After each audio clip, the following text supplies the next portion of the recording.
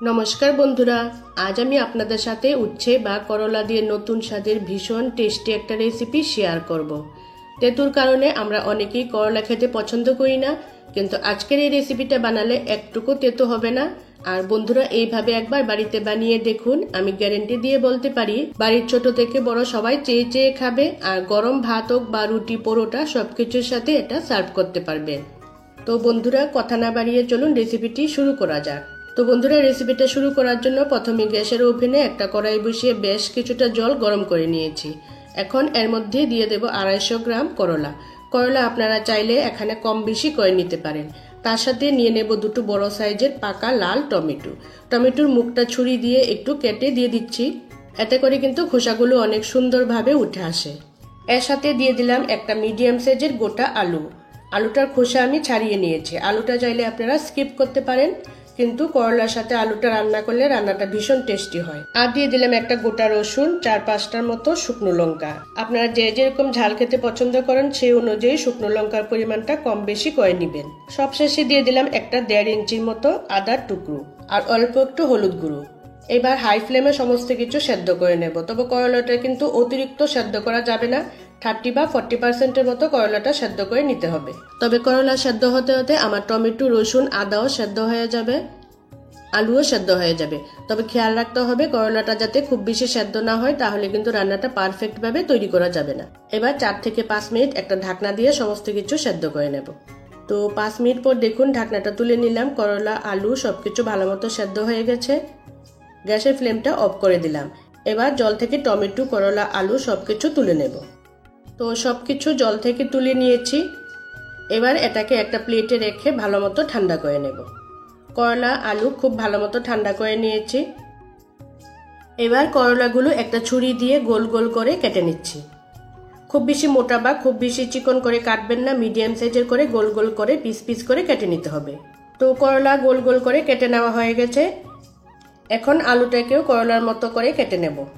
এখানে যদি আপনারা ছোট আলু ব্যবহার করেন তাহলে কিন্তু আলুটা 3-4 টুকরো করে কেটে নিলেই হবে। আর এরকম মিডিয়াম সাইজের আলুটাকে প্রথমে 2 ভাগ করে তারপর এরকম ভাবে আলুটা পিস পিস করে কেটে নিতে হবে। এখন এর মধ্যে কিছু মশলা অ্যাড করব। প্রথমেই দিয়ে দিলাম অল্প একটু লঙ্কার গুঁড়ো, অল্প একটু হলুদ গুঁড়ো, আর দিয়ে দেব স্বাদ মতো লবণ। তারপর দিয়ে দেব 2 চামচ পরিমাণ বেসন। বেসন দিয়ে করলা, আলু খুব ভালো মতো মেখে নিতে হবে, যাতে করলা আর আলুর গায়ে মশলাগুলো খুব ভালো মতো কোট হয়ে যায়। আর এখানে কিন্তু কোনো রকম জল দেওয়ার দরকার নেই, যেহেতু করলা আর আলুর মধ্যে হালকা হালকা জল আগে থেকেই আছে। আর যদি জলের প্রয়োজন হয় তাহলে অল্প একটু জল দিয়ে এইভাবে মেখে নিতে পারেন। এবার গ্যাসের ওভেনে একটা কড়াই বসিয়ে এর মধ্যে 1 টেবিল চামচ সরষের তেল দিয়ে খুব ভালো মতো গরম করে নিলাম। তেল ভালো মতো গরম হয়ে গেলে এর মধ্যে দিয়ে দিচ্ছি বেসন দিয়ে মেরিনেট করে রাখা করলা আর আলু। এবার এটাকে লো টু মিডিয়াম ফ্লেমে খুব ভালো করে ভেজে নেব। বন্ধুরা, আজকের করলার রেসিপিটা আপনারা কিন্তু অবশ্যই একবার বাড়িতে বানিয়ে দেখতে পারেন। আশা করছি আপনাদের ভীষণ ভালো লাগবে। আর করলা খেতে একেবারেই যারা পছন্দ করে না, আশা করছি তারাও ভীষণ পছন্দ করবে। তো করলা, আলু ভাজা হতে থাক, ততক্ষণে একটা মশলা তৈরি করে নেব। তাই সেদ্ধ করে রাখা টমেটোর খোসাটা ছাড়িয়ে নিলাম, আর রসুনের কোয়াগুলো এক এক করে খোসা ছাড়িয়ে নিলাম। এবার একটা মিক্সিং জারের মধ্যে টমেটো, শুকনো লঙ্কা, রসুন আর আদাটা নিয়ে একটা মিহি পেস্ট তৈরি করে নেব।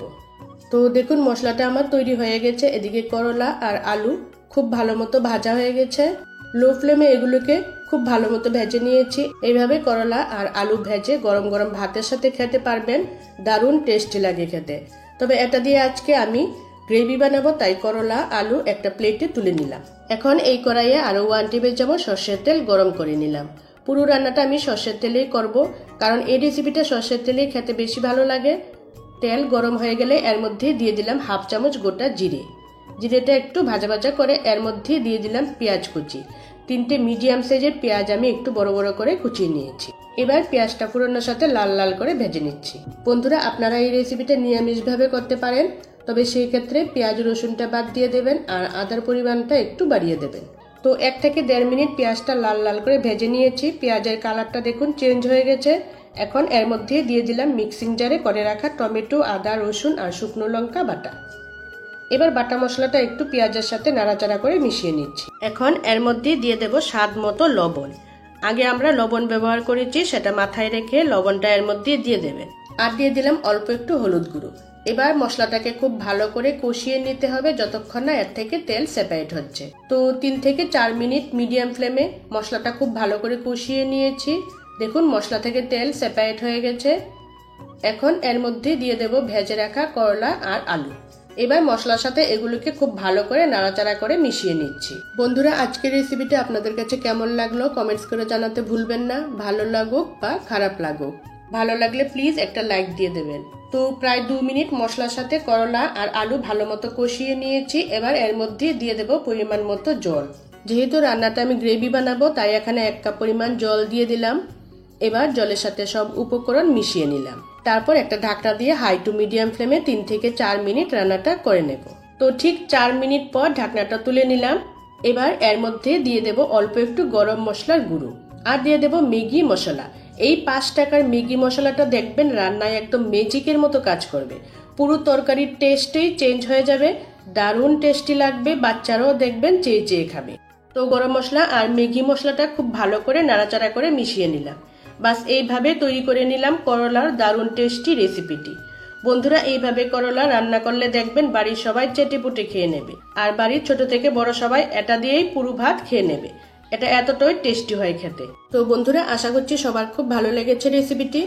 ভালো লেগে থাকলে প্লিজ একটা লাইক দিয়ে দেবেন। অবশ্যই বাড়িতে একবার ট্রাই করবেন, করে আমাকে কমেন্টস করে জানাবেন যে রেসিপিটি কেমন তৈরি হলো। সবাই ভালো থাকবেন, নেক্সট ভিডিওতে দেখা হচ্ছে। তো পুরো রেসিপিটা যারা দেখলেন তাদেরকে অসংখ্য ধন্যবাদ। আর চ্যানেলে নতুন হয়ে থাকলে প্লিজ চ্যানেলটা সাবস্ক্রাইব করে আমার পাশে থাকবেন।